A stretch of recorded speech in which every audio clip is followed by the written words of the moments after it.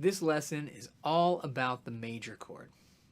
Out of all the chords you come across along your journey, you'll probably find these most often. All right, so now we have a root and a fifth. We've got a framework for building a triad. A triad is a 3-note chord.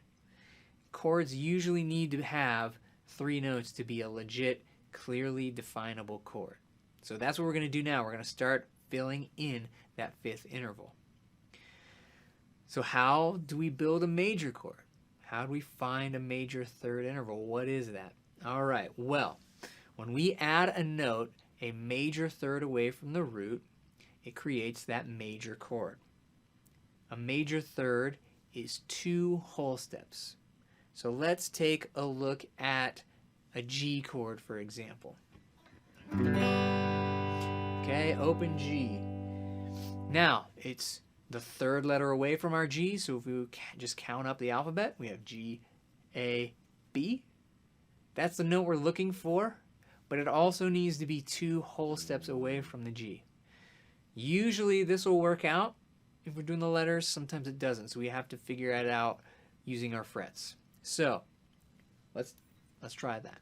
We have our G, now let's go up 1 whole step, we have our A, and then another whole step, there's our B note. Is a B note in a G chord? Let's find out. We have an open B string, so there we go, we've got a B note in our G chord. That works out to be a major third, again, because it is 2 whole steps away from the G note. Let's reverse engineer some chords and see if that works in other chords. Okay, so we have our C chord. Let's start there. Okay, let's count up. C, D, E. We've talked a little bit about whole steps and half steps at this point too. So we have a C note.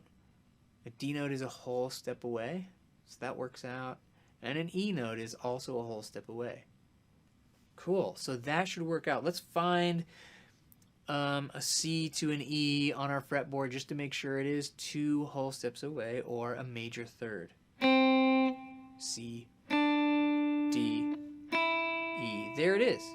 2 whole steps away. We should have an E note within that major chord. There we go. We have an E on the top string. We have an E on the 4th string, right under that C. Now, we've defined all the notes now in some of these chords. So we've got our C chord. We've defined the root. We found it. There's our root. We've found the third. And we found the 5th. So here's a cool little takeaway for this. Our thirds, our major third interval, is this sort of diagonal shape from the root. We're usually going to play it that way,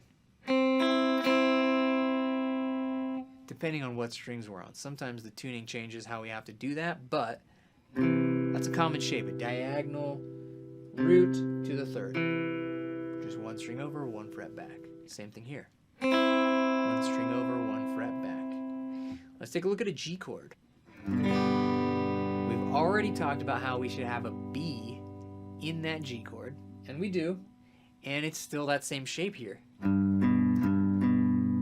So 1 fret back, 1 string over from the root. Let's take a look at another third that happens in this chord. So we have G, B, there's the third, D, there's the 5th, G, there is the root, there's a third again. Okay, the thirds are on adjacent strings again, so that's nice, but now we've got a problem. It's not diagonal, right? It's not this, or this, right? That doesn't sound right. It's flat across, and that's because the G and B string are already tuned to a major third. And that's something you might have learned already just when you're learning how to tune your guitar. The intervals are different there. So that shape is going to look different. Let's take a look at a D chord and see where the third lines up there. Okay, we've got our D chord, D, the root, A, the fifth, D, the root again, and F sharp, the third. Oh, that's kind of weird, right? We have an F sharp. Why do we have an F sharp? Well, here's why. Remember, it has to be 2 whole steps away from the root. So if we're moving 2 whole steps from that D, for that major third, we go up to an E, and then we have to go another whole step. Well, another whole step, there is F sharp. So, in other words, if we're going up note by note, D, E, F, F is only a half step. So that's why we don't have an F, normal F natural note in that chord. We have to raise it another fret to make it that major third interval. There's our third. So there we have it. And again, it's the same shape. So that can be your takeaway again. If you see that diagonal shape from the root, that's your major third. Or, in other words, if you need a major third interval from the root of a chord, find one on the adjacent string, 1 fret back. Let's take a look at the A chord. There's only 1 third here. So we're going to start from this root here on the 3rd string. And the 3rd is on the adjacent string, same fret. So that's just something to remember. If the root is on the 3rd string, your 3rd is going to be on the same fret on the adjacent string. So there's the 3rd of that chord. One more chord to reverse engineer, that's our E chord. Alright, again, we only have 1 third in here. Root, 5th, root, right here, see those diagonal notes. 3rd. We've already established that open B string is the 5th. So I know that's a diagonal shape there. But that's the 5th. So that can't be the 3rd yet because it's not close to where our root is, right? So that's it right there. The 3rd string, 1st fret is our root. Now that's a G sharp note. So again, the same rules apply. We need 2 whole steps up. That's going to give us E. Whole step up from E. Oh boy, that's an F sharp. Whole step up from F sharp. Okay, well, let's figure this out. We've got a G. That's a half step up from our F sharp. So 1 more half step is going to be a G sharp. And that's how we figured that out. E, F sharp, G sharp. So now we can start filling in that framework of the 5th with some of our major thirds. We're going to try this on a C chord first, and we can do this on the lowest 3 strings first. So we'll find a root note C on our low E string.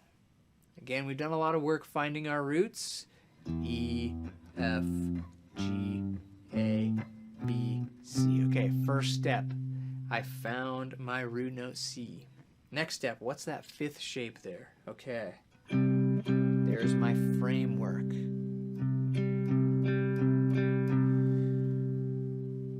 Strings over, 3 frets back. Now let's add the major third to make a C major triad. So we talked about the 3rd being diagonal, adjacent strings and diagonal. So there's one way we could do it. I mentioned before that we'll use sort of the E chord shape. And that's the shape on the 4th string, 3rd string, and 2nd string. We'll use that shape to find some major triad shapes and find different triad shapes throughout the lesson series and different chord shapes throughout the lesson series. So let's find a C chord there as well. Okay, so we're looking for a C note on our D string. Well, we know D is 12th fret, so we just go back 2 frets. Okay, this 5th shape or framework was 2 strings over, 2 frets back.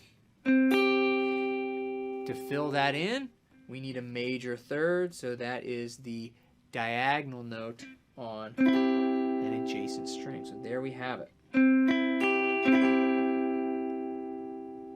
Now you can use your ear. Does that sound like a major chord? Check yourself. If it doesn't sound right, then it's probably not the right chord. So there's our C major chord shape on the 4th string, 3rd string, and 2nd string. Now we can use this shape later and alter it to create some different chord qualities. Coming up next, we'll do just that. We'll take some major chord shapes and talk about how we can alter that chord to make it a minor chord.